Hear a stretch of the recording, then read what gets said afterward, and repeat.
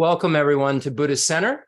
Tonight, we're discussing Lama Tsongkhapa's Source of All My Good, or translated as Foundation of All Good Qualities. Pabunka Rinpoche says it's begging for a mountain of blessings, and we're fortunate. And I really appreciate you all taking the time to be here tonight. I know that an hour and a half isn't a very long period of time these days for attention span. And if you hang in there, I know that some of you are very new to Buddhism, and if you can just listen and try and absorb this information, it will be the best 1.5 hours that you put your mind on, because it's dealing with the truth. It's dealing with information that will allow you to have happiness forever and have freedom from suffering forever. And generally speaking, we're willing to put in 8 hours a day to go to work, or hours and hours in classes in order to receive some sort of degree. But that sort of kind of commitment that we make to this life doesn't really do much for us in our future lives. So all this hard work that we do and that we put in will just evaporate at the time of death. And the only thing that will matter is what our consciousness carries in terms of the virtue we've created, in terms of the non-virtue that we've created. And this is what will really carry forward into our future. And the closer and closer we get to acting perfectly like a Buddha does, the more and more we can expect good results forever eventually, but good results in the short term in our future lives. We won't have to experience some of the more gross types of suffering because we've relied upon something that really, really matters. And generally speaking in life, we rely upon things that won't matter at the time of death, that will be shucked off. All the money we gather, all of the kind of facts about the world that we gather, all of the things that we've done physically, all of these things just evaporate and our consciousness moves forward. And these details will only matter in terms of how we behaved in relation to others, how we behaved when no one was looking. Were we really invested in engaging in virtue and increasing our wisdom? And if we were invested in that in this life, then we can expect our future, which is much more, much further than just this life, to have good experiences. And eventually our future will be us as a fully enlightened Buddha who's removed all of the afflictive obstructions and the obstructions to omniscience in dependence upon this very information. So I do appreciate all of you spending the time that you are looking at information that really matters. And if you're on another application and you're generally used to spending 1 minute or 2 minutes or 3 minutes only, I encourage you just to take a little bit more time and see if this resonates with you. See if this is something that you say, that kind of makes sense and I'd like to investigate it further. Because I promise you, if you investigate it further and you apply it to your life, you'll see changes in your mind. And if your attention span increases, we don't even have to talk about just spiritual things. It will help us in our daily lives in all sorts of ways to be better friends, to be better husbands, to be better, whatever relationship label we can put on. If we can, develop ourselves in this way, then we are going to be a better participator in the human race. And if we improve, the world improves a little bit. If our minds become more like the mind of a Buddha, then the world's kind of consciousness, not mass consciousness, but when we look at it in terms of all the individual consciousnesses that make up, all of humanity, we can say that if we develop our mind a little bit more, we have a little bit more love, a little bit more compassion, a little bit more wisdom, we're improving the world. And we know that everything occurs through dependent origination, and that our participation in virtue and in non-virtue really shapes, believe it or not, the whole world. So we need to look at it in those terms. And if we do, and we see that this information that we're learning can make us, the most incredible being in the universe, Imagine what that could do for the world, for all sentient beings. If we could be the most reliable guide, and there was one more being in the world, and that was us, that was able to help every single sentient being in their own individual way, and do so without any hindrances or without any kind of doubt in whether or not we're truly helping. And while we're doing this, we won't experience anything but bliss, because we will have created the causes and conditions to have that state of mind forever. And if we can create the causes and conditions to have that state of mind forever, I think that kind of investment is a lot better than investing in maybe getting a certificate or some sort of small thing that we invest in to learn a hobby in this life that will become nothing when we die. Our friends will become nothing. We will become nothing. Our enemies become nothing. Our hobbies become nothing. All of these interests become nothing. And what we carry forward is what we've habituated our mind with. And tonight we're doing something about our minds in a positive way so that we can experience what we'd actually like to experience instead of this dissatisfaction that we're thrust into over and over and over again, because we're focused on, we're putting our time into the exact opposite of what we're putting our time into tonight. So I really want to say thank you for focusing tonight on something that matters. And let's do what we always do by getting into the 7-point Vairocana posture, which we've gone over many times. I won't give you the details of that posture. Try to keep your back as straight as possible. And we'll also add what we always do, the focal object of the breathing, the counting of the breath, and the front generation form of Buddha Shakyamuni, beautiful and radiant, but static, about the size of your thumb, arm length away, about eye height, and you're imagining this with your mind. When we're doing meditation, we're trying to transform our minds. Our mind is what will get renunciation. Our mind is what will get bodhicitta. Our mind is what gets shamatha. Our mind is what develops special insight. Our mind is what sees emptiness. That yogic direct perception occurs in our mind.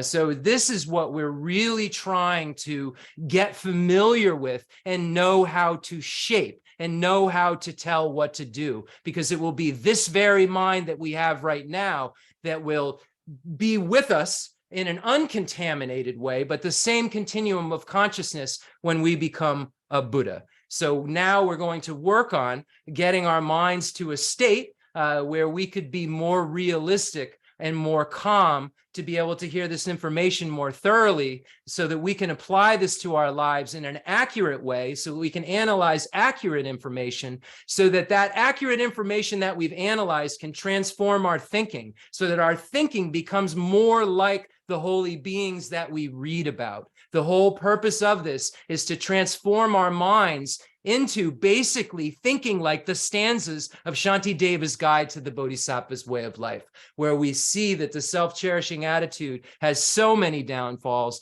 and cherishing others is the most beautiful gem in the universe. And if we rely on cherishing others, we can eventually become bodhisattvas and travel through cyclic existence with a happiness we've never experienced, a joy we've never experienced, whilst putting everyone's needs before our own and being willing to even give sentient beings our eyes if they need them. And then eventually we'll be able to have that experience that's well beyond joy, that experience of bliss, of infinite happiness that the Buddha experiences while being the most reliable guide in the universe. So this is really serious stuff that we're doing here, and our minds should be able to start. We should start to be able to see our minds having glimmers of thinking like these holy beings if we devote ourselves to this information. Because as Shantideva says, nothing becomes more difficult through repetition. It only becomes more familiar, and this habituation with virtue, this habituation with love and compassion is something that leaves such big imprints, like the footprints of an elephant in our mind, that it will have so much power to carry us into our future lives, into good conditions, and to have us have that state of mind that connects again. In our future life, we'll be a loving person, we'll be a compassionate person, because of these elephant-like footprints of love and compassion that we've put into our minds doing practices like this. So let's get into the 7-point Vairocana posture, and let's focus on breathing in, breathing out through our nose, counting the breath. So cycles of the breath, breathing in, breathing out, 1, breathing in, breathing out, 2. And while we're doing this, while we're getting rid of that conceptuality, because Buddha said that breathing meditation and counting the breath, and Pabunka Rinpoche says this in Liberation in the Palm of Your Hand is a suggestion, if you have a lot of conceptuality, that breathing in and out and counting the breath can lessen that conceptuality. And by lessening the conceptuality, we have more of a serviceable mind. And we're going to use a fixed object of Buddha Shakyamuni to get familiar with setting our mind on one virtuous focal object. So we're multitasking here. Eventually, you will pick your own one specific focal object and not change that focal object until you achieve shamatha. But here we're just practicing. We're just doing exercises to try to get familiar with the things that we will need to do on a daily basis, calm our mind down, get less conceptual, and eventually be able to sit on a focal object for as long as we want. And that would be induced by this mental pliancy and physical pliancy from the state of equanimity, the state of shamatha, that the ninth, as we go through those 9 stages that we will eventually achieve. And this will all be necessary for us to get to the goal that we all must have. We all, if we're honest with ourselves, would like to not ever suffer and like to have as much happiness as possible. So everything that we're doing tonight will be a sure producer of that. All of the things in the samsara and all the things in cyclic existence that we crave, the cars, the houses, companions, all of these things don't have certainty to bring us happiness. They have certainty to cause us suffering because they are necessarily the suffering of change, because they are contaminated, because they are being experienced by a contaminated mind with a who's staying in a contaminated container. Excuse me. So let's do this meditation for a moment and get our minds into a place where we are really, really able to listen. We're not going to forget what we've heard, and we aren't contaminating the teaching tonight with all kinds of mixed ideas that are crowding what the teacher is trying to say. So let's calm our minds down. Let's look out for excitement, scattered mind, and let's bring it back with mindfulness to the focal object of breathing in and out in the counting in Buddha Shakyamuni. And let's look out for sleepiness and dullness. These are 2 of our enemies when it comes to meditation. Sleepiness and dullness can sometimes fool us and make us think that we're in this blissful, happy place, but we're really just steps away from falling asleep. And the focal object is supposed to be illuminated and clear. It's not supposed to be dull and foggy. And if our mind is excited, and it's scattered, then there's no stability in our focal object. So these are our enemies when it comes to meditation, this movement of our mind all over the place and this sinking of our mind. So we really need to check our minds when we're meditating with introspection to make sure that none of that's occurring and that our mind is set, like tied up, so tight to the focal object, which is breathing in and out, counting, and Buddha Shakyamuni. Thank you for being here tonight, everybody. Let's do some practice.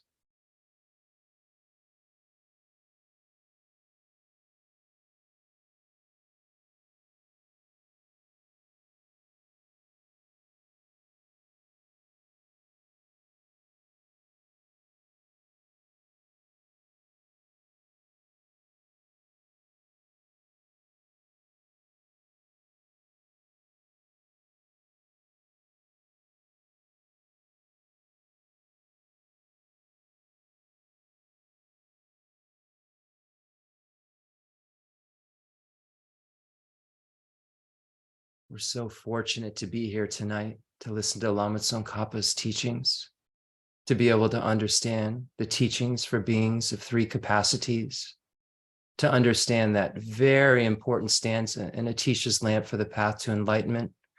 Understand that there are persons of 3 capacities, small, middling, and great. I shall write clearly to identify their characteristics. This evening, we're looking at the source of all my good, that clarifies that stanza, that encompasses all the teachings that Buddha Shakyamuni ever gave. We're so fortunate to be living in a time and in a place where we have access to these teachings.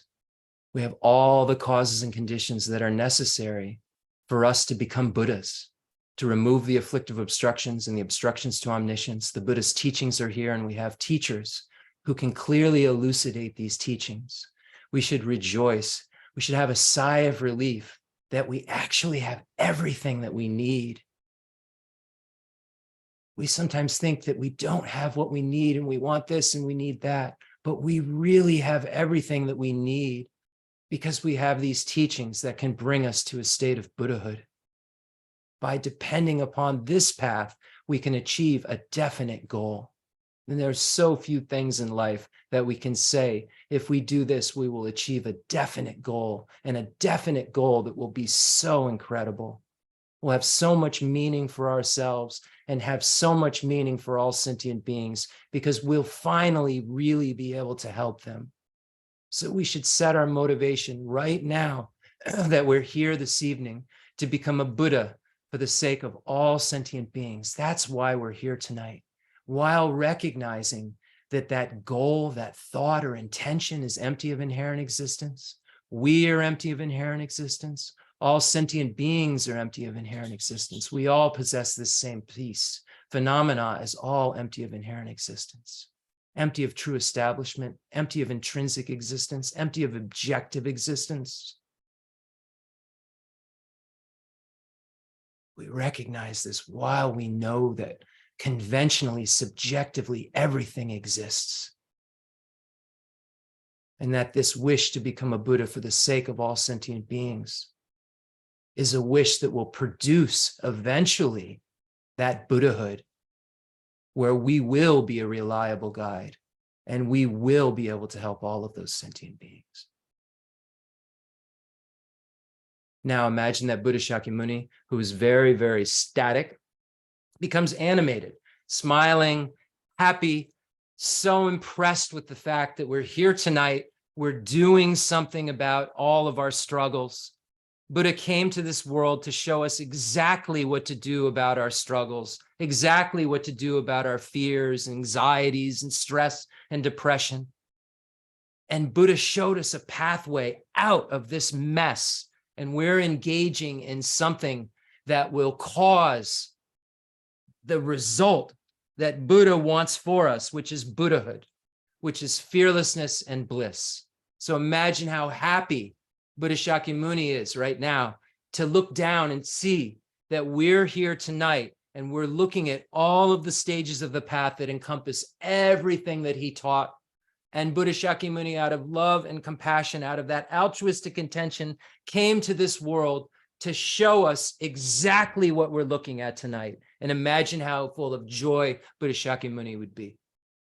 So imagine that that joy and that bliss is now erupting, and Buddha Shakyamuni has been containing the entire merit field, and now all the gurus, Buddhas, and Bodhisattvas are in the space in front of you. Imagining His Holiness the Dalai Lama we see here in this beautiful tanka. Thank you so much, Umzula Geshe Aga, for sending us this. It was so beautiful. Imagining His Holiness the Dalai Lama, how happy he is. We're looking at the Nalanda Pandits. His Holiness puts so much effort into us knowing who these Pandits are. And tonight we're looking at information that was passed down through an unbroken lineage from these Nalanda Pandits that got this information from Buddha Shakyamuni. His Holiness would be so pleased that we're looking at Lama Tsongkhapa's teachings. He's so, so happy to wear that yellow hat and say that he's a son and he hasn't let Lama Tsongkhapa down. Let us not let Lama Tsongkhapa down. I pray I don't let Lama Tsongkhapa down. How happy he would be if he could see us here as he looks at us tonight, studying the source of all my good, looking at the great treatise on the stage of the path to enlightenment. We're so blessed. Now imagine Kensur Geshe Wandak, who we're all so connected to. I cannot believe that I met such a holy being in this life. I connected with a true Arya Bodhisattva and was able to receive so many teachings from him. You were all able to receive so many teachings from him. We know that Rinpoche only cared about teaching us the Lam Rim. He used to call it the Lam Rim Menda, which means the Lam Rim weapon, the gun almost, the weapon of the Lam Rim. And we would get done with the teaching and Rinpoche would smile with this childlike smile once the door was shut. and he'd say, Jeff, we really brought the Lam Rim Menda today. And he'd be so pleased that he expressed Lama Tsongkhapa's views and Lord Atisha's views so clearly. And he knew he'd expressed them so clearly because he had never been satisfied with partial instructions. And imagine how happy he'd be right now that we're engaging in what we're engaging in because he asked us to do so. Imagine Rinpoche so happy, so smiling and radiant. Now imagine all the other holy gurus you've connected with, gurus I've connected with, such as Geshe Lobsang Gompo and Khenser Gen Lobsang Gyatso and Demo Locho Rinpoche, and now Geshe Dorje Damdu and Umzala Geshe Aga and Geshe Mala Tenzin Ladrin and Jeffrey Hopkins, imagining these holy beings like Thupten Chodron, Chado Rinpoche. We're so fortunate to have beings who are so realized and who care so much about us and have made it their life's work to present the holy Dharma to us.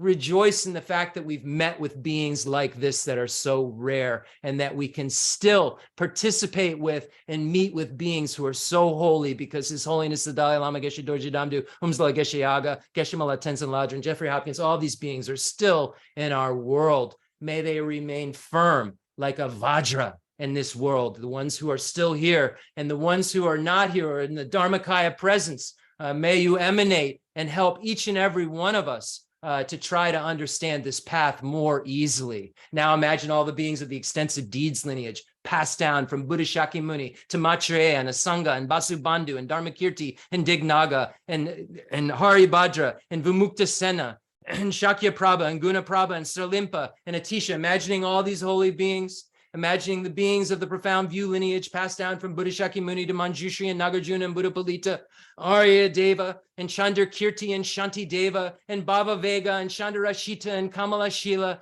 all of these holy beings, again, imagining Lama Salimpa and Atisha.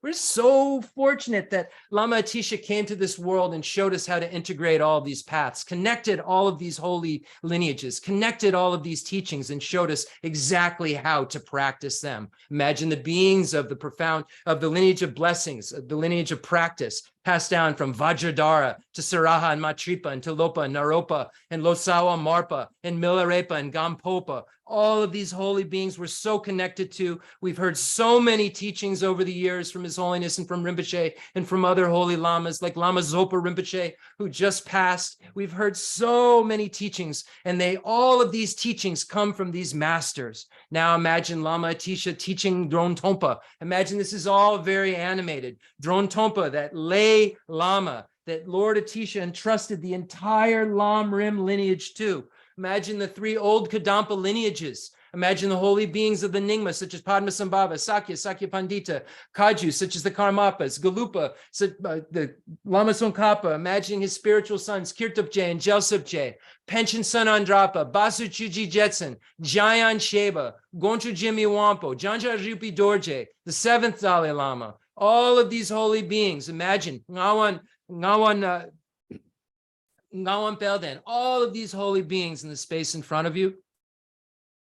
Now, imagine the highest Yoga Tantra deities, Yoga Tantra deities, Performance Tantra deities, Actor Tantra deities, all of the 35 Buddhas, all of the protector deities, imagining the space in front of you, Vaishravana, Kalaputra, Dharma Raja, imagining Mahakala, all the Dharmapalas. Imagine these holy beings who are here to protect the Dharma. We are Dharma practitioners. The Dharma stays in this world if the Dharma is in our minds, in one of our minds. So the Dharma Dharma protectors protect those beings who have Dharma in their minds. Here we are tonight having the Dharma in our minds, and know you're protected by all of these holy beings. We're so fortunate. Now imagine that you bring every single sentient being in the universe here to experience these teachings. You said, I want to become a Buddha for the sake of all sentient beings. I want to become the most reliable guide in the universe. To become the most reliable guide in the universe, we have to create causes and conditions within our mind. We have to become bodhisattvas. The way we become bodhisattvas is to generate bodhicitta, which is a desire to seek enlightenment for the sake of all sentient beings. We have to go through all of these various paths where we become more and more reliable and more able to teach the truth of suchness to sentient beings. The Buddhists can't wash away negativities with water, remove miseries with hands, can't transfer realizations. They teach the truth of suchness to sentient beings. That's how they are liberated. So the Bodhisattva path is all about figuring out how to connect sentient beings to the Dharma. So now, even though many of us are not bodhisattvas, I know I am not a bodhisattva yet, I want to create the causes and conditions within my mind to become a bodhisattva. The only way that I can become a bodhisattva is to start becoming a bodhisattva. And the way that I do that is to start shaping my mind into a mind that's so full of love and compassion and other cherishing that it eventually erupts into this idea that day and night, I will try to become a Buddha, to take all sentient beings from the suffering that I want to be free from, that I realized when I achieved renunciation. So now we start to try to act in our minds. Imagine that we're these holy beings that we will become, because all sentient beings have Buddha nature. Every single sentient being will become a Buddha. We are all sentient beings. Therefore, we will all become Buddhas. So us becoming a Buddha takes work, takes maturation of our mind, takes us, we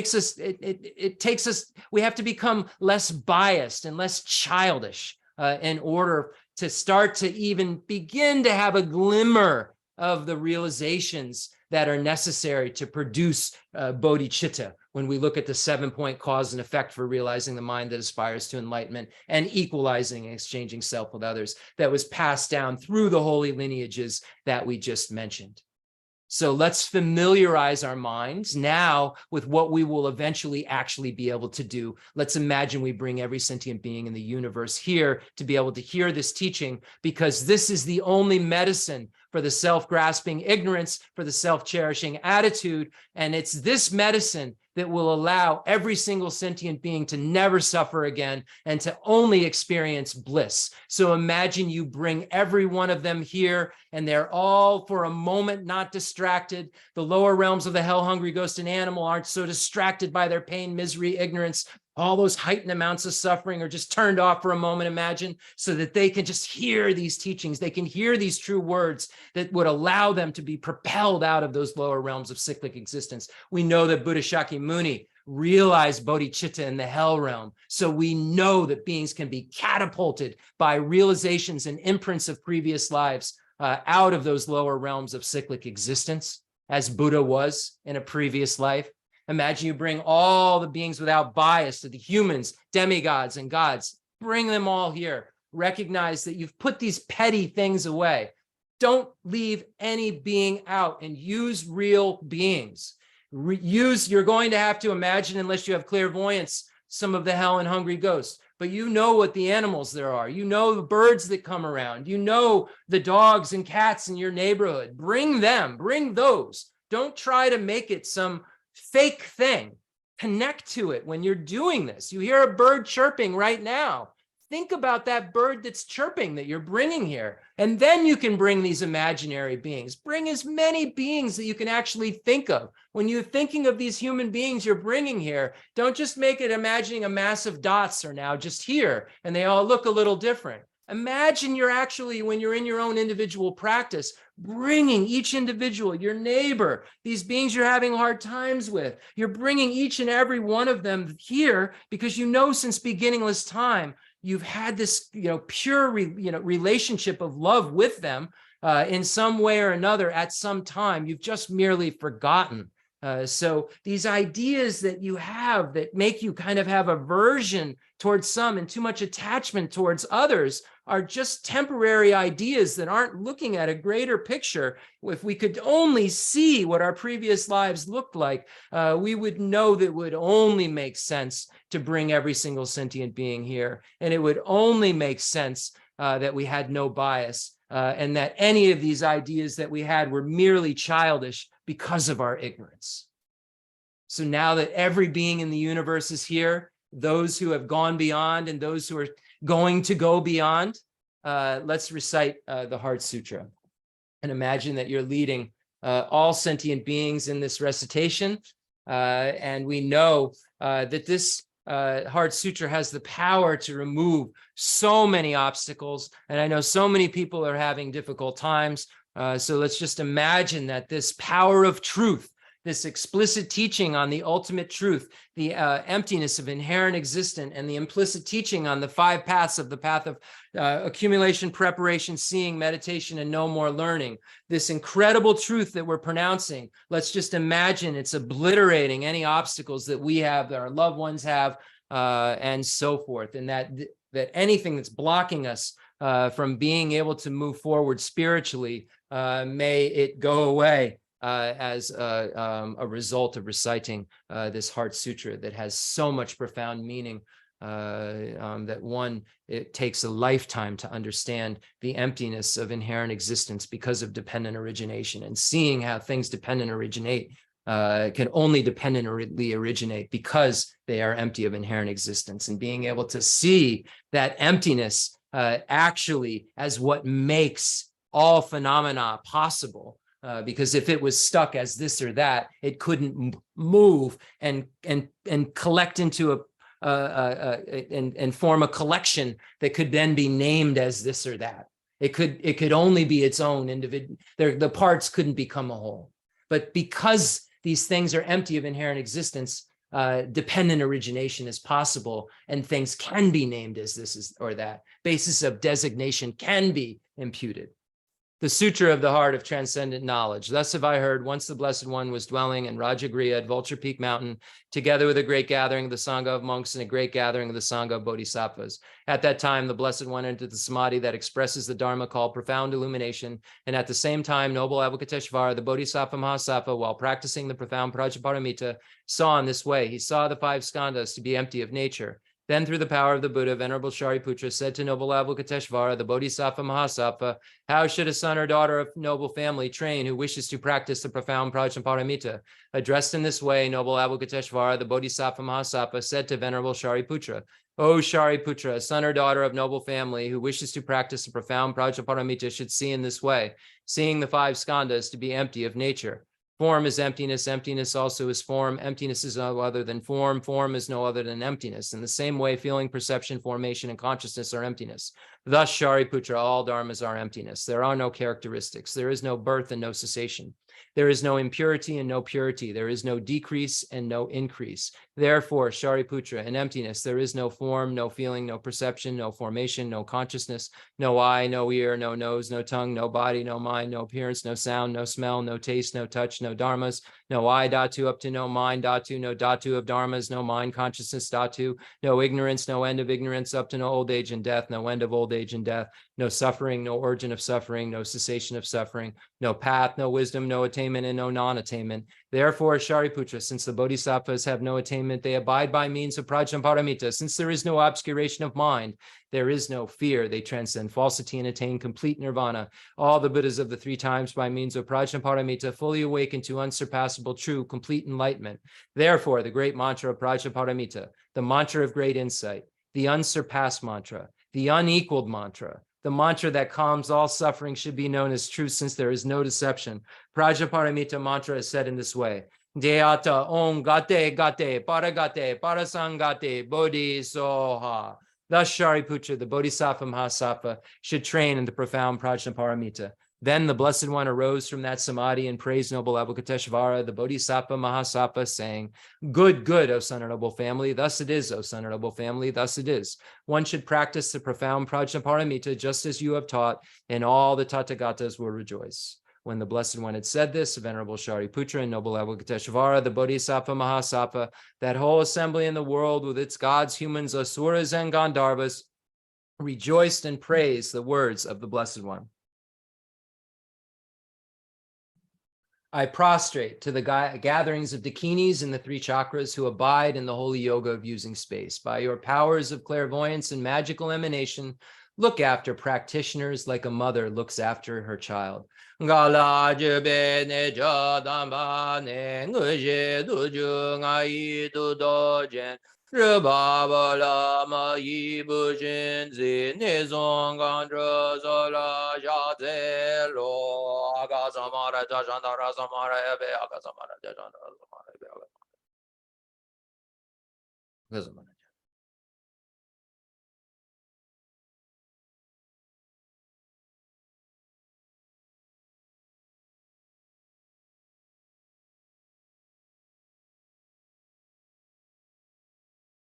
Agazamara Jandara Zamara De Adong Gade Gade Baragade Barazangade Buddhizoha. By the truth of the existence of the three jewels, may all inner and outer hindrances and adversities be overcome.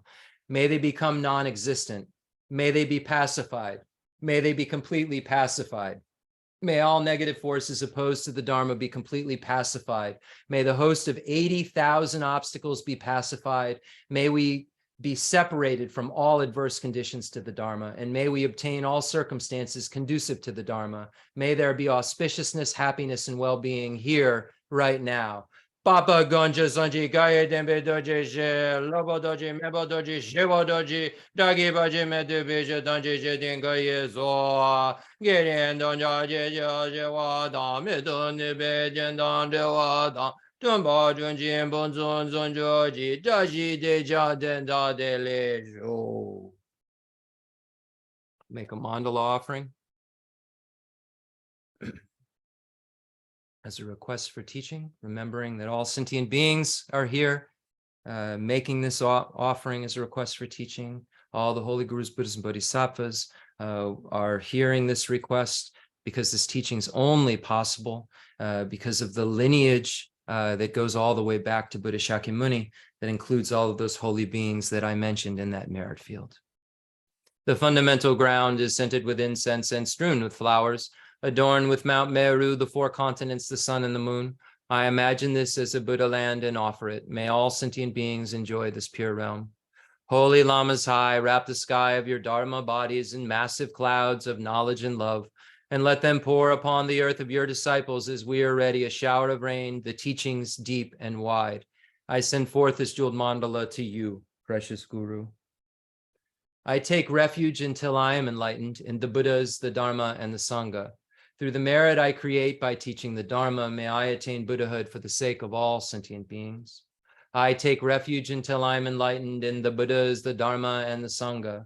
Through the merit I create by teaching the Dharma, may I attain Buddhahood for the sake of all sentient beings. I take refuge until I am enlightened in the Buddhas, the Dharma, and the Sangha. Through the merit I create by teaching the Dharma, may I attain Buddhahood for the sake of all sentient beings. Sanje janan zaji janan la janju badu dani jazuji dagi jiji jibe zonanji jala benji zanje druba jo zanje jadan zaji janan la janju badu dani jazuji dagi jiji jibe zonanji jala benji zanje druba jo zanje jadan zaji janan la Janju Badu Dani Jazuji Dagi Jiji Jibe Zonanji Drola Benji Zanje Drubarjo. Enthused by great compassion, you taught the Immaculate Dharma to dispel all perverted views. To you, the Buddha, Gautama, I pay homage. If you are attached to this life, you are not a spiritual practitioner. If you are attached to samsara, you have no renunciation. If you are attached to your own self-interest, you have no bodhicitta. If there is grasping, you do not have the view. May this teaching be heard and understood in the language of all sentient beings. Okay, so wonderful. We made it to be able to listen to Lama Tsongkhapa and Pabonka Rinpoche's explanation in a short way of Lama Tsongkhapa's text. And we've brought in some other wonderful Geshe's commentaries and Indian commentaries and so forth to really elucidate these verses. And I feel so happy that we've done it in the way that we have done it, so that we're leaving no stone unturned.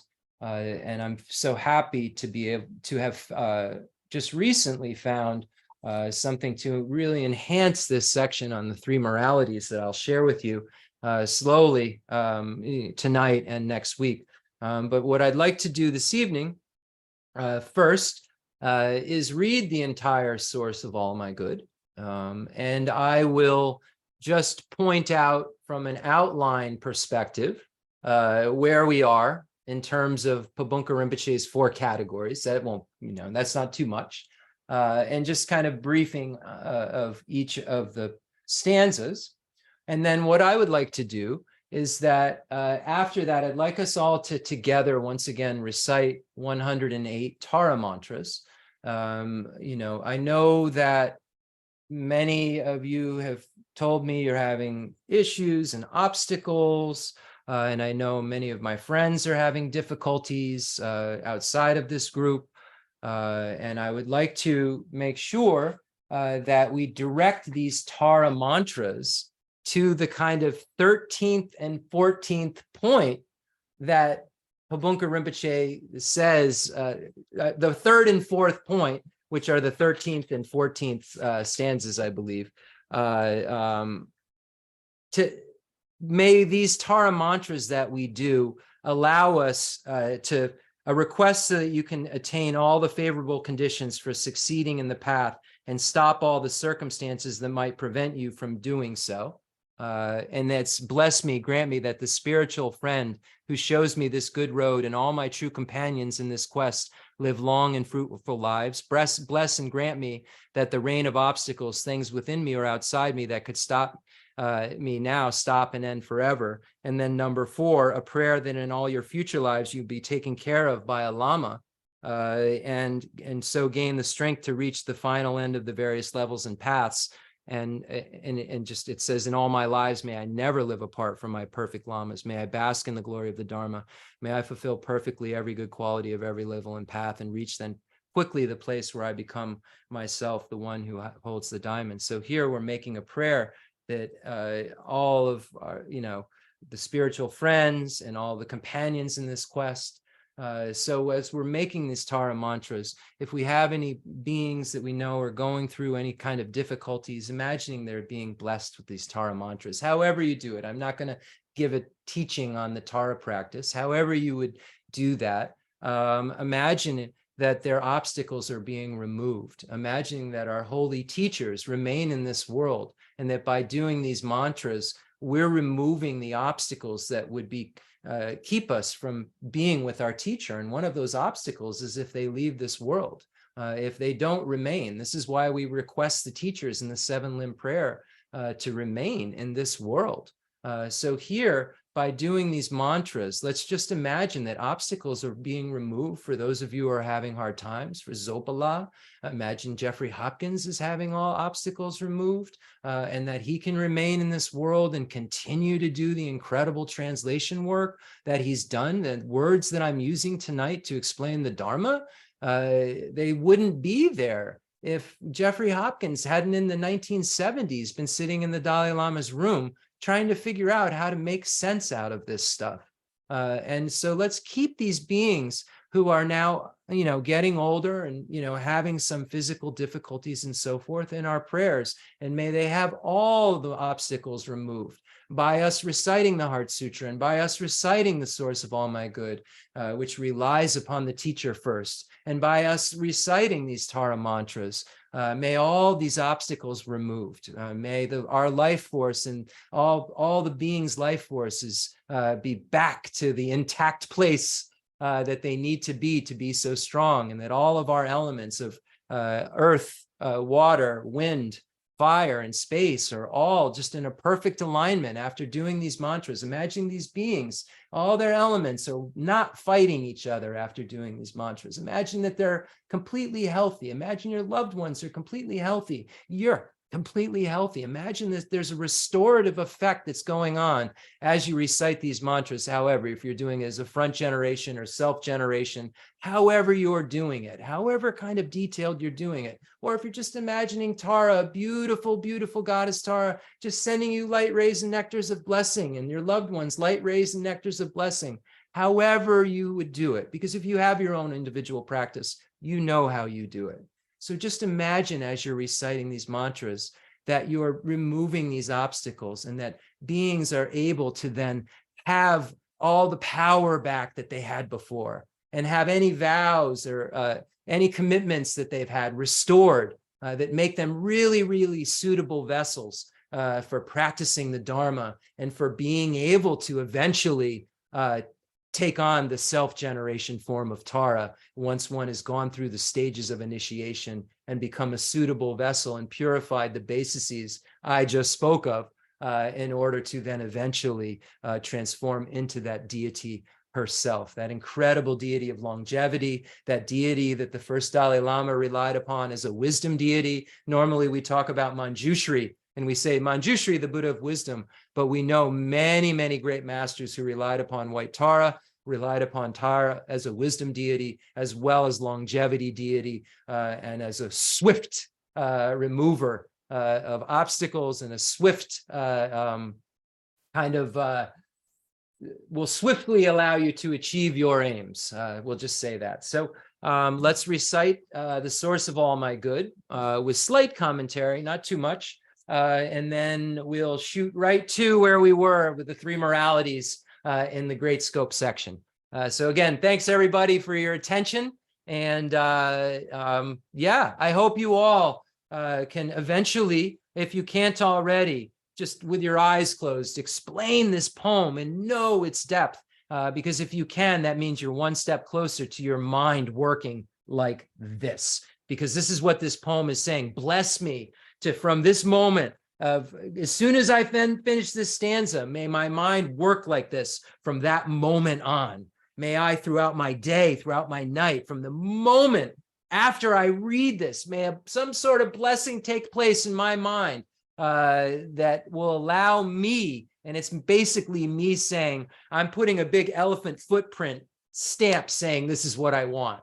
It's the blessing. That's the real blessing that's taking place. This elephant footprint stamp that you're putting in your mind and saying, bless me, please, whatever it's going to take. I want to be able to see things the way that each and every one of these stanzas says that I will need to see them in order to become a Buddha. So, wow. Okay. So the source of all my good. First stanza deals with what Pabunka Rinpoche says is the very root of the path, which is how to take a Lama and serve him or her properly. Anybody who's new, we see the stanza reads him. Lama Tsongkhapa's teachers were boys. But in the commentary, you see him or her because lamas can be boy or girl. It doesn't, anybody who's qualified to teach can be a lama, can be a teacher. And there isn't some sort of idea that you have to be a male in order to be a lama. We see many holy beings like Kandrala and Ani Thupten Chodron and Geshe Mala Tenzin Ladrin, who are completely qualified teachers who I would go to any day of the week for a teaching. So that's why in the commentary we see him or her. But Lama Tsongkhapa's teachers were males. So the source of all my good is my kind Lama, my Lord. Bless me first to see that taking myself to him in the proper way is the very root of the path, and grant me then to serve and follow him with all my strength and reverence. Now we get into the second part, how to train your mind once you've taken a Lama. So the first stanza deals with, taking the teacher. Next stanza deals with, now what do you do with your mind? What do you do? Now you have this teacher. What do you do with your mind? What is this teacher going to teach you? How are you going to evolve? What's the information that you're going to rely upon? And what will that information then do for you? So Pabunka Rinpoche says, before, we get into the exact details of what to do about your problem you will learn about, and that's the mind that grasps incorrectly at everything. You should take note of the fact that you have this human basis that's so incredible that can engage in these practices. And this should inspire you to want to get started and do this right now so that you have these realizations, not next week, but the moment you read this stanza. That's how serious you're hoping, Lama Tsongkhapa is hoping you will take this after reading this stanza, that you should take the essence of this life. And at the great treatise on the stage of the path to enlightenment, we see that Lama Tsongkhapa deals with the life of leisure and opportunity, and then gets into kind of what you could do with it in a cursory way before he gives the details of what you could do with it. So he says that you could, practice the small, medium, and great scope. And these are the great things that will happen if you do. And you are in the perfect position to do so because you have this human life of leisure and opportunity. So taking its essence night and day means engaging in those practices that then come next. So let's read the stanza that deals with the suggestion, you should take the essence of this life because it was hard for you to get. You don't know it, but it was really hard for you to get. And it's going to be really easy for you to lose when you start to study how easy it would be for this human basis we have right now to be gone. We see it's easy to lose. And we find that it's got so much valuable. Why? Because we can engage in practices that will eventually lead to fearlessness and bliss. And there's no other information on the planet that will lead to those permanent states. Wow. Bless me first to realize the excellent life of leisure I found just this once is ever so hard to find and ever so valuable. Grant me then to wish and never stop to wish that I could take its essence night and day. How do I take its essence? By engaging in the teachings for beings of three capacities that begin with the teaching shared in common with beings of small capacity, targeted at being free from the lower realms of cyclic existence and achieving high status, achieving a higher realm rebirth. So the first teachings show us how to engage in the behaviors that will give us a good next rebirth. And for the purpose, when we look at it at a greater level, of being able to evolve spiritually and being able to put ourselves in the best possible position in our future life if we haven't achieved an abiding or a non-abiding nirvana. So that's, why when we look at getting a good future life, if we're spiritual practitioners, we're looking at it in terms of so that we can, and if we're Mahayana practitioners, so that we can achieve complete Buddhahood. Taking its essence night and day would mean then practicing what's next. Small scope. My body and the life in it are fleeting as the bubbles in the sea froth of a wave. Bless me first, thus to recall the death that will destroy me soon, and help me find sure knowledge that after I've died, the things I've done, the white or black and what those deeds will bring to me, follow always close behind, as certain as my shadow. Grant me then ever to be careful to stop the slightest wrongs of the many wrongs we do, and try to carry out instead each and every good of the many that we may. Now we get into the teachings. You got to go back, I think, or I'm not sure.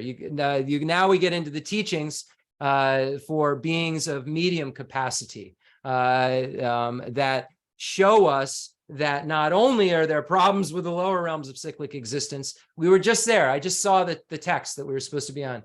But the higher realms of cyclic existence are a problem too, because the higher realms of cyclic existence are plagued with birth, aging, sickness, death, the suffering of the suffering of meeting with the unpleasant, separating from the pleasant, suffering of not getting what you want, the suffering of the contaminated aggregates and so forth, and the 6 sufferings, 3 sufferings. So we start to study this and recognize that the liberation is what we seek, a freedom from cyclic existence altogether. So this medium scope then begins here. Bless me to perceive all that's wrong with the seemingly good things of this life. I can never get enough of them. They cannot be trusted. They are the door to every pain I have. Grant me then to strive instead for the happiness of freedom. Grant that these pure thoughts may lead me to be watchful and to recall what I should be doing. Grant me to give the greatest care to make the vows of morality the essence of my practice. They are the root of Buddha's teaching. And now we get into the teachings for beings of great capacity. So we've already gone over the teachings shared in common with beings of small and medium capacity. Now we get into the teachings for beings of great capacity that follow this stanza. I have slipped and fallen into the sea of this suffering life. Bless me to see that every living being, everyone my own mother, has fallen into. Grant me then to practice the wish for enlightenment, to take on myself the task of freeing them all. Bless me to see clearly that the wish itself is not enough, for if I am not well trained in the 3 moralities, I cannot become a Buddha.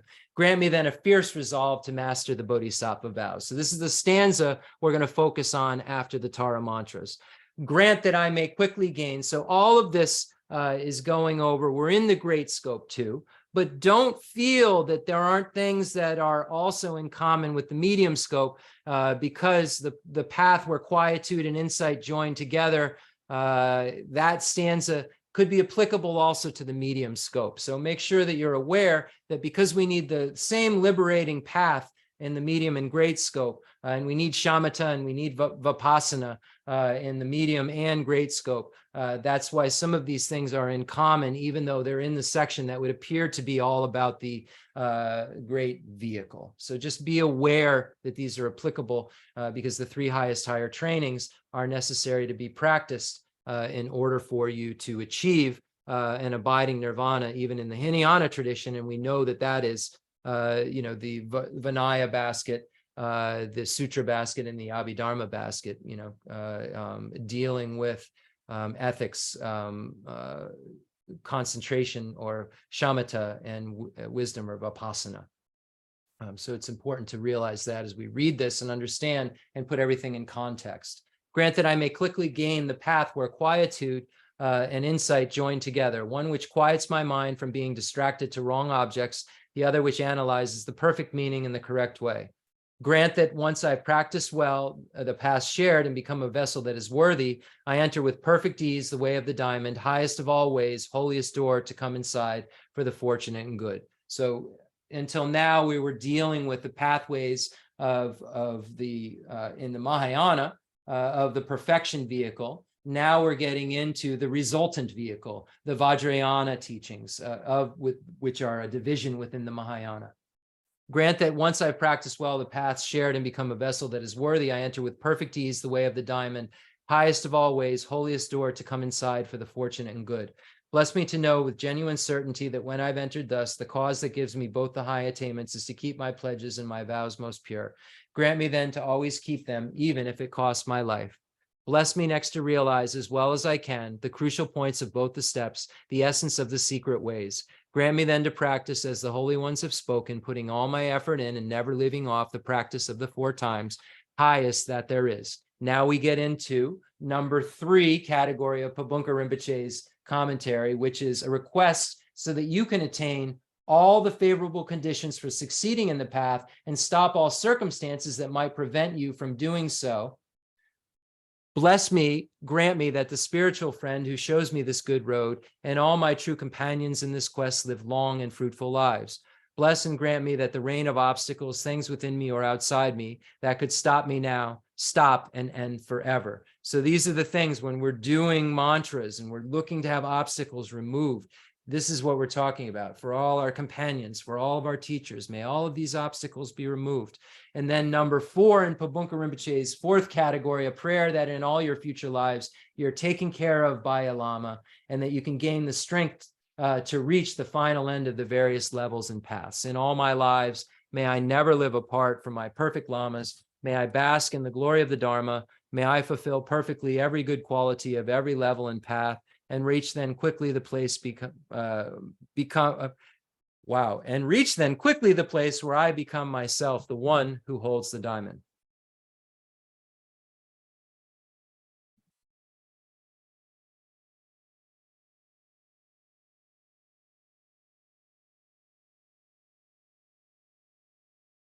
Jetsun Droma La Shatselo.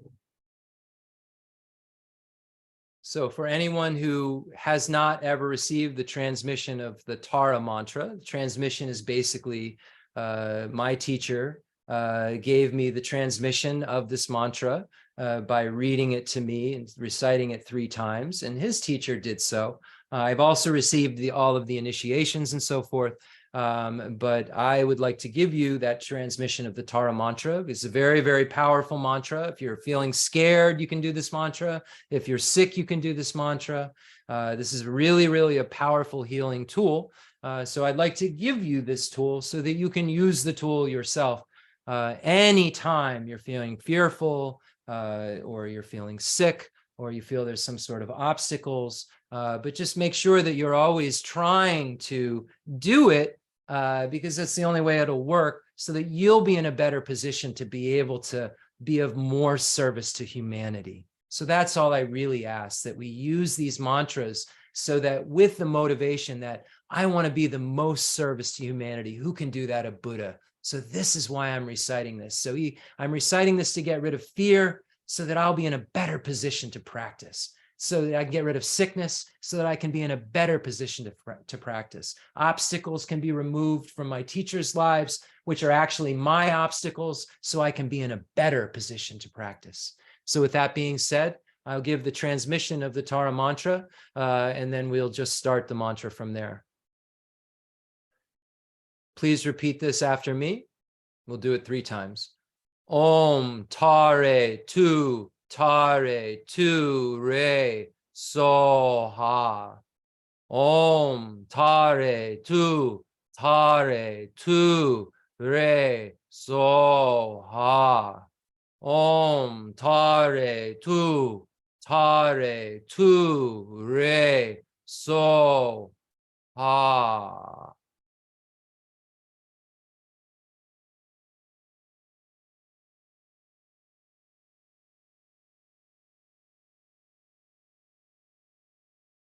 And now we'll do the mantra for multiplying virtue before we start the mantras. Om Sambara Sambara Bemanasara Mahazo, Om Mara Mara Bemanagara Mahazo, Om Sambara Sambara Bemanasara Mahazo, Om Mara Mara Bemanagara Mahazo, Om Sambara Sambara Bemanasara Mahazo, Om Mara Mara Bemanagara Mahazo. Said when you recite that before you practice, it multiplies the mantras, multiplies the virtues that you engage in. Om Dare Du Re Zoa, Om Dare Du Re Zoa, Om Dare Du Re Zoa, Dare Du Re Zoa, Om Dare Du Re Zoa, Om Dare Du Re Zoa, Om Dare Du Re Zoa, Om Dare Du Re Zoa. Dare du re zoa, dare du re zoa, dare du re zoa, dare du re zoa, dare du re zoa, dare du re zoa, dare du re zoa, dare du re zoa, dare du re zoa, dare du re zoa, dare du re zoa, dare du re zoa.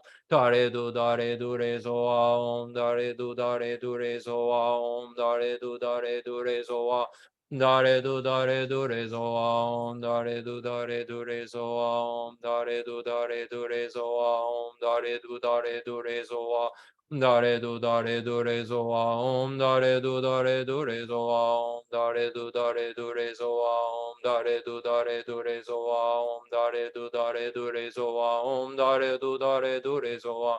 Dare du re zoa, Om Dare du re zoa, Om Dare du re zoa, Om Dare du re zoa, Om Dare du re zoa.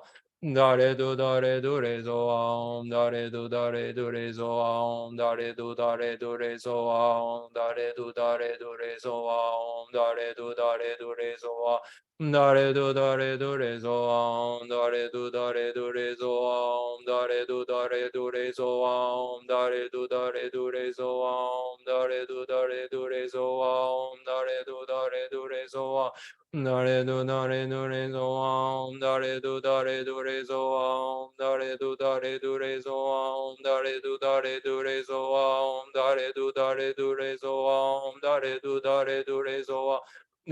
du re zoa, Om Dare du re zoa, Om Dare du re zoa, Om Dare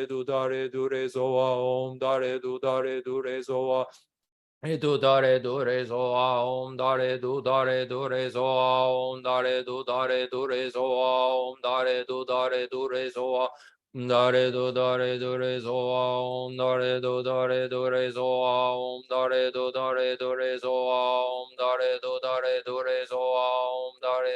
zoa, Om Dare du re zoa, Om Dare du re zoa. Dare du re zoa, Om Dare du re zoa, Om Dare du re zoa, Om Dare du re zoa, Om Dare du re zoa, Om Dare du re zoa, Om Dare du re zoa, Om Dare du re zoa, Om Dare du re zoa. Dare du re zoa, dare du re zoa, dare du re zoa, dare du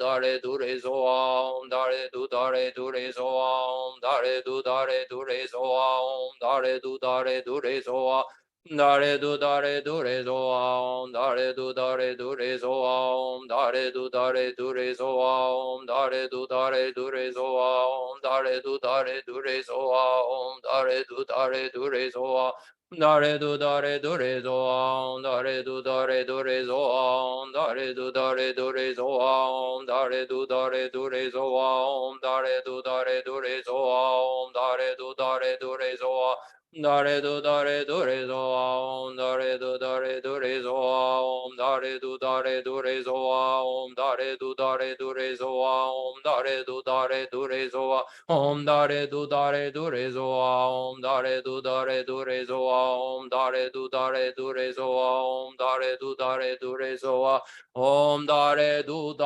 do re zo om, dare do re mama ayu bune yana budinguru zo. Okay. Thank you so much, everyone, for reciting that with me. I hope that it helps remove obstacles and that everyone can be just a little bit happier and a little lighter because of Tara's blessing. So now let's look at Lama Tsongkhapa's source of all my good. And let's look specifically at bless me to see clearly that the wish itself is not enough. For if I am not well trained in the three moralities, I cannot become a Buddha. Grant me then a fierce resolve to master the bodhisattva vows. So we see that this ethical discipline, these three moralities are as follows. It's very similar to the translation in Pabunka Rinpoche's. I'm looking at Geshe Sonam Rinpoche's Bodhisattva vows text right now, just to give you an idea, and using this, Tsongkhapa is preparing for Tantra, which has Pabunka Rinpoche's outline and commentary in it. So just to let you know the resources I'm using. So it says the three categories of the three moralities are restraint from faulty action, accumulation of virtue, and working for others. So that's a really easy way to categorize it with efficiency of words. So that first category, we know that there's the general moralities that as a Buddhist codes of discipline that are general codes of discipline, such as abandoning the 10 non-virtues that Buddha taught, the refuge vows and so forth that you find as general ideas that as Buddhists, when you say, I am a Buddhist, you have certain commitments and vows that you try to keep.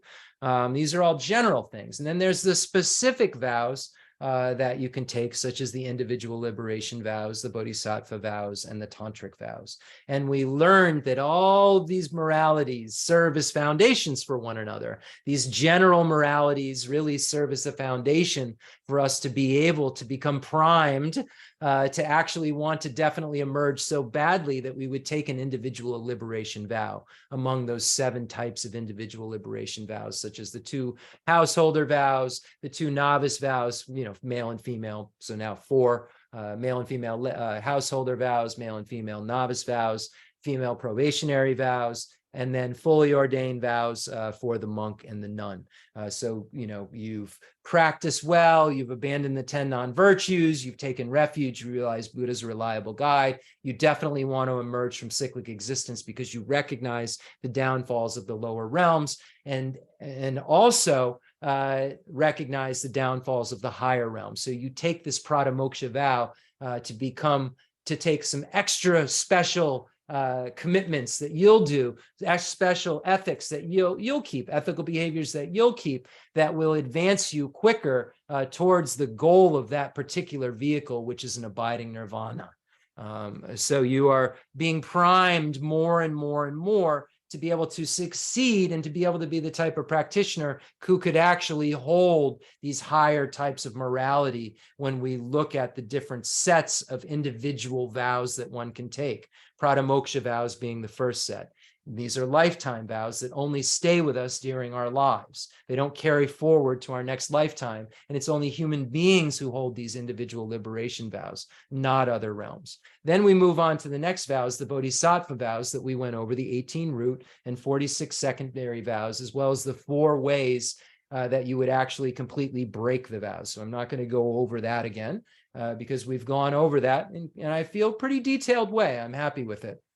So the 18 root and 46 secondary vows. And then we get to the tantric vows, which I'm not comfortable with reading all of because they come with a tantric initiation that many of you may not have had. I'm not 100% sure if I can discuss the actual vows, because within the vows, there's a vow that seems like I can't. So I won't.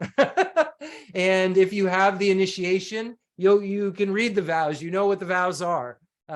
So we're just looking at it in terms of being like specific about what we're talking about here. So the tantric vows would consist of the 14 root and 8 secondary vows that you could find in the vows, and sometimes there's ancillary vows as well. So there's an actual tantric vow that you take with the highest yoga tantra initiations and so forth, which include 14 and 8 vows.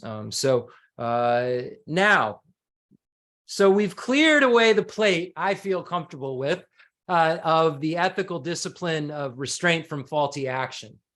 So the accumulation of virtue, I think that we'll deal with both of these texts, because I think they both have a lot to offer. But in Pabunka's text, the section that talks about this accumulation of virtue, the second type of morality is just this long. So I'll read it to you.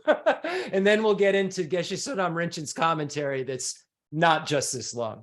So the second type of morality is known as the morality of collecting goodness. This is where you use a great variety of means to gather or collect extremely potent stores of virtue into your being. These are the virtues of amassing and merit and wisdom, method and wisdom. So that's all Pabunka has to say about it, because it's a short commentary. But Geshe Sonam Rinpoche was so kind to really spell it out in such a way that made it so clear that this was really in terms of emphasis of progression, in terms of these 3 moralities, that initially the bodhisattva is in the stages of the path of the path of accumulation, where they're really working at this ethical discipline of restraint from faulty action. They take these bodhisattva vows, and they're focusing on really having pure ethical behavior, so that they set themselves up. It says, I'll read this in here, it makes it so clear, but they do this, and then they can engage in this gathering of virtue that they're able to do because of this foundation of ethical values that they have. They can engage in this vast work because they're so undistracted. They have this clear, pure mind that's not, going in the wrong way all the time. And then they can really gather the virtues, the method and wisdom that are necessary for them to really, truly work for the sake of others, to work for others, that third morality. So it's interesting in here how it talks about it in terms of progression of emphasis. Although the Bodhisattva works with all 3 moralities, the morality of abandoning faulty action, accumulating virtue, and working for others, they emphasize them, or they're better at certain areas of them as they progress on the path. I think that'd be the best way to say it. So let's just read directly from this text, because I found it to be so clear. Maybe you don't even need me to say a word. New practitioners of the Bodhisattva vow focus on the development of restraint from harmful activity. Those on latter stages of the path of accumulation and on the path of preparation concentrate on the creation of virtue, the gathering of virtue. Exalted bodhisattvas devote themselves to activities which will further the well-being of others. However, all bodhisattvas practice all 3 kinds of ethical discipline. To attain enlightenment, we must make the Buddha's teachings ripen in our own mind stream, which is done through the creation of virtue. We must also help to make the teachings ripen and bear fruit in others, which is done by working for their well-being.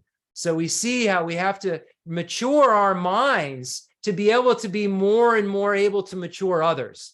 So we're trying to become more and more useful through this process of maturity, and our maturity then it works out for everyone else, because then we can truly be of aid to them. The ethical discipline of accumulating virtue, okay, so this second category we're now in, cannot be practiced without refraining from harmful behavior. So we see how these are dependent upon one another. these practices within this great scope teaching. When we did the aspiring bodhicitta, now we're in engaged bodhicitta. This engaged bodhicitta is this engaged bodhisattva is emphasizing these things in these ways because the latter things only become more effective if the earlier things are emphasized. Okay, I think that makes sense. So it says, okay, the ethical discipline of accumulating virtue cannot be practiced without refraining from harmful behavior. Virtue is accumulated in order to attain enlightenment for the sake of others. The practice itself consists of creating physical, verbal, or mental virtue with this intention. These are the three salient features of a bodhisattva's ethical discipline of creating virtue. A virtuous activity performed without the altruistic intention is not a bodhisattva deed. So you see it right there. It's not a bodhisattva deed if you don't have aspiring bodhicitta. It's right there. We learned that in Pancha Sonandrapa's General Meaning of Perfection, that you can't actually receive the bodhisattva vow until you have the mental basis, the path of accumulation, aspiring bodhicitta, which is the ripe field that you can put that actual bodhisattva vow into. In order to accumulate virtue, bodhisattvas train in 8 main areas, and we emulate them. Very interesting. What we're doing at the beginning of class, this great Geshe Sonam Rinchen is saying, we're just trying to emulate what these beings do until we're doing it as them. Not as them as their consciousness, but when we're bodhisattvas, we'll be doing what we're pretending we can do now, and the pretending will make us able to actually do it. In order to accumulate virtue, bodhisattvas train in 8 main areas, and we emulate them. Okay, so this is incredible nectar I found, and I don't know if we're going to be able to get through it all tonight, but I want to try to get through. Let's see. I don't know how long it takes to read things like this, but and I'm only going to read it. In order to, so there's these 8 virtues that are bodhisattvas train in and that we emulate. The first is to strengthen our practice of the 3 kinds of training in ethical discipline, concentration, and wisdom, and to develop the 3 kinds of understanding derived from hearing, analysis, and meditation. This creates virtue. Based on restraint from harmful conduct, which is the basis of all ethical discipline, we gain understanding derived from listening to teaching on sutras and commentaries dealing with the bodhisattva's way of life. This leads to understanding derived from thinking or analysis and gaining certainty about what we have learned. The next step is the development of calm abiding and of special insight, which respectively constitute the training in meditative stabilization and is the training in wisdom. Ideally, we should seek physical seclusion. This is an incredible point. From a busy life, and mental seclusion from disturbing emotions and from the constant flow of preoccupying thoughts. However, since contact with others can stimulate the growth of greater compassion and love, for bodhisattvas, mental seclusion from the disturbing emotions is more important than physical seclusion. And the Dalai Lama always said, a real yogi can sit in the middle on Fifth Avenue or sit in the middle of Times Square in shamatha, in concentration, and be completely undistracted by all the noises around him or her. And this is a true practitioner, someone who's worked on the things that we work on at the beginning of this teaching for a second, but for a lifetime of trying to calm that mind down and get to the point where one can work within cyclic existence to perpetuate one's path, make it faster. Because if you're in seclusion, you don't have bodhisattvas in the higher realms pray to be born where we are so they can hear about suffering, see suffering, help sentient beings. If you're in seclusion, you've taken yourself out of the place where sentient beings are praying, where bodhisattvas are praying to be.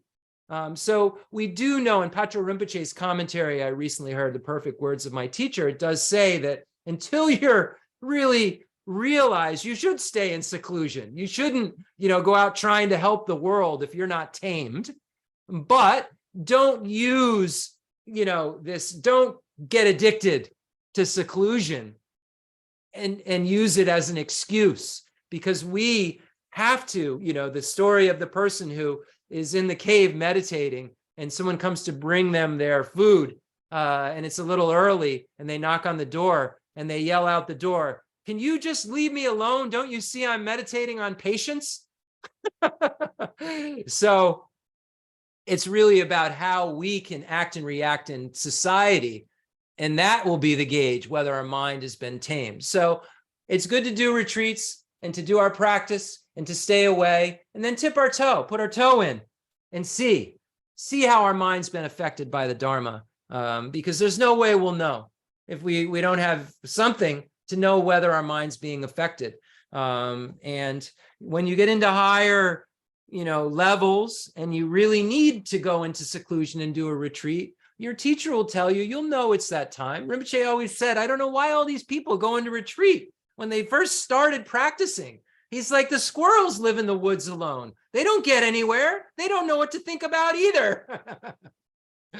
So we should always be realistic, not to put anyone down or any kind of path down, but be realistic and make sure we've learned enough to be able to take advantage of that kind of space that would be created and make sure that kind of space isn't just creating a new, more special identity of meditation guy Jeff, instead of doing what it's supposed to be doing. And that's curbing the self-grasping ignorance, curbing that self-cherishing attitude, and eventually stomping it out. So I'm not going to get through what I want to tonight. Wah. But if we're all still alive next Thursday, hopefully I'll be here and you'll all be here to hear it. We just did some Tara, so we've got a good aid in our corner. We'll get back to this, and I think it's really important. And I don't think that you'll hear this teaching very often because I have not. Maybe I've heard it. I think I've heard the numbers, but I haven't heard it all broken down. Other than here, and I've been around teachings, and I do have a leaky pot at times. So, chances are, in the gajillion teachings I've been in, maybe it was said, and maybe I was sleeping because I'd often do that in my early days, when the Dalai Lama got really into emptiness at the teachings, and the atmosphere was so lovely in the theater. So maybe during that time when I was like Basu Bandhu's pigeon, he was out searching for food, I was sleeping, another necessity of life, this was being taught. So I feel so blessed to be able to share it with you. So if you're attached to this life, you're not a spiritual practitioner. I know. That's a tough one. Every time I say that, I'm like, oh man, still I'm not. If you're attached to this life, you're not a spiritual practitioner. And then for some reason, the next one sounds easier to me. When the next one's the higher realization, but I'm like, okay, well, I'm not attached to samsara. And that's presupposing the first thing already. I don't know why my mind feels so much more comfortable around a bigger idea and more comfortable around bodhicitta. The one that really strikes my mind every time I read Parting from the Four Attachments by Sachen Konga Nimpo is that first line. It's not the renunciation. It's not the bodhicitta. It's not the I don't have emptiness. Those things trouble me. But the most troubling thing about that poem is that you enter the spirituality when you're not attached to this life. And that's what the small scope's about. And it reminds me every time, like a baseball bat, right in the head, that, wow, I have so much path to go forward on, and I better get moving. If you're attached to this life, you're not a spiritual practitioner. If you're attached to samsara, you have no renunciation. Yeah, it got lighter. If you're attached to your own self-interest, there's no bodhicitta. If there is grasping, you do not have the view. Enthused by great compassion, you taught the immaculate Dharma to dispel all perverted views. To you, the Buddha Gautama, I pay homage. May all obstacles be removed from all of you, from all of our teachers. May Jeffrey Hopkins return to perfect health and be able to translate for another 83 years and so forth, in dependence upon our aspirations and in dependence upon the power of the truth of the Dharma. So we'll make a mandala offering.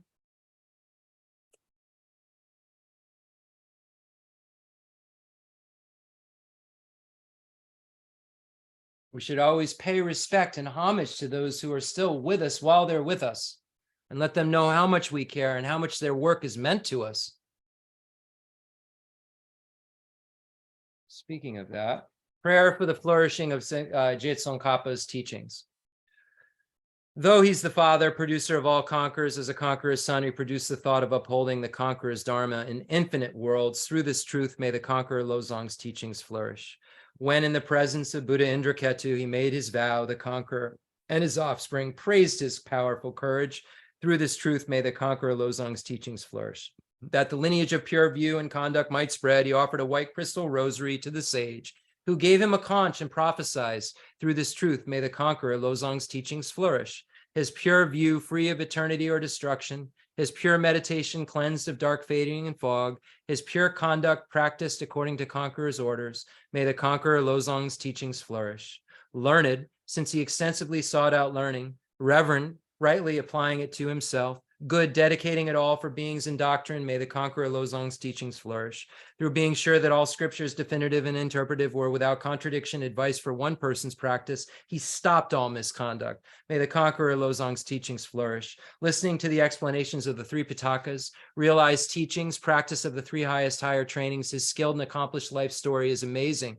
May the conqueror Losong's teachings flourish. Outwardly calmed and subdued by the hearer's conduct, inwardly trusting in the two stages practice, he allied without clash the good paths of Sutra and Tantra. May the conqueror Losong's teachings flourish. Combining voidness explained as the causal vehicle with great bliss achieved by method, the effect vehicle. Heart essence of 80,000 Dharma bundles. May the conqueror Losong's teachings flourish. By the power of the oath-bound doctrine protectors, like the main guardians of the three beings past, the quick-acting Lord, Vaisharana, Karmayana, may the conqueror Losong's teachings flourish. In short, by the lasting of glorious gurus' lives, by the earth being full of good, learned, reverend holders of the teaching, and by the increase of power of its patrons, may the conqueror Losong's teachings flourish. I'll make a mandala offering as a thank you for teaching, and thank you to all those holy beings who made this teaching possible. The fundamental ground is scented with incense and strewn with flowers, adorned with Mount Meru, the four continents, the sun, and the moon. I imagine this is a Buddha land and offer it. May all sentient beings enjoy this pure realm. I dedicate whatever virtues I have collected for the benefit of the teachings and of all sentient beings, and in particular for the essential teachings of Venerable Losang Drapa to shine forever. I send forth this jeweled mandala to you, precious Guru. Any mistakes that I've made, I apologize. I made them unknowingly. May your mind be purified and my mind be purified by this mantra, and may mine and all sentient beings, body, speech, and mind be purified by Vajrasattva's mantra, imagining Vajrasattva in the space in front of us, inseparable from our root Lama, imagining Vajrasattva inseparable from Khenser Geshe Wandak or His Holiness the Dalai Lama, whoever you see as your root Lama, Lama Zopa Rinpoche, all these holy beings, imagine Vajrasattva is inseparable from your root Lama. And imagine that white light rays and nectars are showering down on you and all sentient beings and transforming into white ohms, purifying yours and all sentient beings' body. Red light rays and nectars are showering down on you and all sentient beings, transforming into red ahs and purifying yours and all sentient beings' speech. And blue light rays and nectars are showering down on you and all sentient beings, transforming into blue homes and purifying yours and all sentient beings' minds. So with this mantra, imagine the purification is taking place and that all obstacles are being removed and all negativities are being removed. Om benza sata samaya manubalaya benza sata zeno bajisha deda me baba zutokaya me baba subokaya me baba anurata me baba sarvasiti me prayacha sarvagama sucha me kitam shriyam guruhum ha ha ha ho bhagavan sarva tathagata benza mame munka benza baba maha samaya sapa ahom ve. Om benza zata samaya manipulaya benza zata zeno bajita dida me baba zutokaya me baba subokaya me baba anurag me baba sarvasiti me prayacha sarvagama sucha me kitam shriyam guruhum ha ha ha ho bhagavan sarva tathagata benza mame munka benza baba maha samaya sapa ahom ve. May we always be protected by Palden Lama, who Rinpoche said is our protector deity. Jo Rama Jo Rama Jo Jo Rama Dunjo Kalarajemo Rama Wajadaja Dunjo Rulu Jo Rama Jo Rama Jo Jo Rama Dunjo Kalarajemo Rama Wajadaja Dunjo Rulu Ja Rama Ja Rama Ja Ja Rama Dun Ja Galara Jema Rama Aja Da Ja Dun Ja Rilu Rilu Ja Hong Ja Rama Ja Rama Ja Ja Rama Dun Ja Galara Jema Rama Aja Da Ja Dun Ja Rilu Rilu Ja Hong Ja Rama Ja Rama Ja Ja Rama Dun Ja Galara Jema Rama Aja Da Ja Dun Ja Rilu Rilu Ja Hong Ja Rama Ja Rama Ja Ja Rama Dun Ja Galara Jema Rama Aja Da Ja Dun Ja Rilu Rilu Ja Hong Ja Rama Ja Rama Ja Ja Rama Dun Ja Galara Jema Rama Aja Da Ja Dun Ja Rilu Rilu Ja Hong. I dedicate all this virtue to emulate the knowledge of the hero Manjushri and likewise Samantabhadra as well. With whatever dedication is praised as supreme by all the conquerors who traverse the three times, I also dedicate all my roots of virtue for the sake of auspicious deeds. Now, prayer for the long life. Wow, it's hot. Of His Holiness the Dalai Lama, who we see here. Umzala Geshe Aga blessed us with this incredible tanka, this incredible cloth picture, so beautiful. It's like His Holiness is right here. It scares me sometimes when I walk in the room. It's so cool. So pray for this, the Buddha of compassion, to remain in our world. His Holiness the 14th Dalai Lama. We're so blessed. In that pure land surrounded by snowy mountains, you are the source of all benefit and happiness. All-powerful Avalokiteshvara, Tenzin Gyatso, may you stay until samsara's end. And now the prayer for Khensa Geshe Wandak, the supplication that I wrote for him, completed for him on March 6, 2023, on the year anniversary of his passing. One very hard year, I'll tell you, for my mind, without having Khensa Rinpoche in this world. I miss him greatly. I miss him every day, but I feel so fortunate that he seems to always be with me, and not, in some sort of, magical giving me secret teachings way, but he's always in my dreams, always kind of hanging around, just there. And I just, this moment I wake up, first thing I do is go downstairs and make prostrations to this holy, holy being who I know is looking out for all of us right now. And I know is emanating in ways that we have no idea. So a complex yogi poses as a simple monk.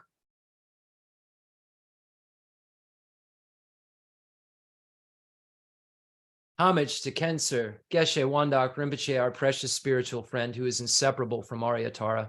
I fully prostrate, covering as many atoms of the earth as possible, to your pure body, speech, mind, and enlightened activities. I offer to you drinking water, bathing water, flowers, incense, candles, scented water, food, and music purified by Om Aho. The mere rarity of having 1 million wish-fulfilling gems is a common occurrence compared to meeting with a holy teacher like you, who placed the complete path to Buddhahood in our childlike hands. Just like Atisha, who came to Tibet with a lamp to dispel the darkness of ignorance, you, kind abbot, arrived in the West with a lineage purer than a diamond and begged us never to be satisfied with partial instructions. The teachings of the extensive deeds and profound view lineage flowed from your lips like nectar from our ears that elucidated the teachings for beings of three capacities. Now the sound has stopped. All composite things are impermanent. You told us that all your teachers passed away and understood this sadness, entreating us to continue our studies. The Buddha does not wash away the negativities of beings, nor does he remove their miseries by his hands. His spiritual realizations are not transferred to them. It is by teaching the truth of suchness that beings are liberated. We are not prepared to take this difficult journey to the highest goodness of Buddhahood without your continued guidance. The sadness in our heart would be too overwhelming. May you swiftly return to this world and take care of us in all of our lives, wherever we may be, never leaving our hearts and our crowns. May all sentient beings perfectly realize renunciation, bodhicitta, and the correct view of emptiness, so they know who you really are.